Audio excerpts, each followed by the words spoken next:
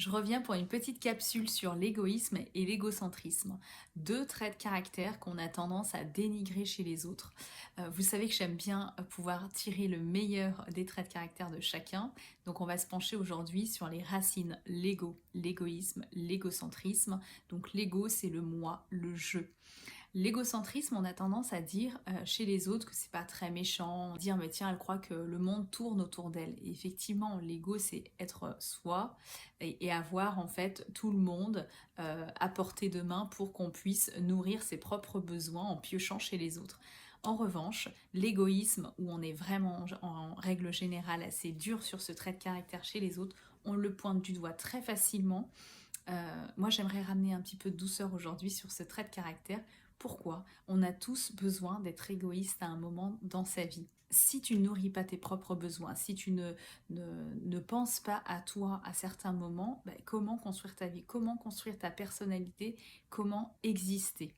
L'égoïsme, en quelque sorte, c'est ta capacité à pouvoir mettre des limites, à mettre des frontières entre toi et les autres. Si tu n'as pas de frontières, si tu n'as pas la capacité, le discernement à fermer les portes en temps voulu, tu vas devoir être du coup dans une forme d'altruisme à tout va. C'est-à-dire qu'à chaque fois que les gens vont avoir besoin de toi, tu vas y aller, et à aucun moment tu fermes les portes à te dire, mais attends, moi aussi j'ai des besoins qui ont besoin d'être nourris. Donc ça va être ta capacité à pouvoir ouvrir et fermer les portes au moment et en temps voulu. Il y a un exemple que j'ai écouté chez un psychologue qui est assez pertinent, c'est que quand vous avez besoin de réchauffer votre appartement, votre maison, vous allez allumer le chauffage et fermer les fenêtres. Si vous laissez les fenêtres ouvertes, vous ne nourrirez pas votre besoin de chaleur dans votre maison.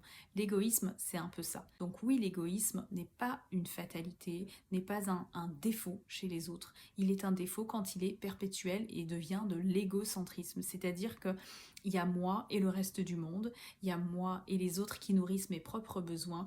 Donc pour finir, la question à se poser quand vous pensez qu'une personne elle est vraiment égoïste, c'est que finalement, est-ce que dans le contexte dans lequel vous la jugez, finalement, est-ce qu'elle est en train de vous dire non parce qu'elle se dit oui à elle-même? Est-ce que pour autant ça fait d'elle une personne égoïste? Est-ce que le fait qu'elle nourrisse ses propres besoins avant les vôtres fait d'elle quelqu'un d'égoïste?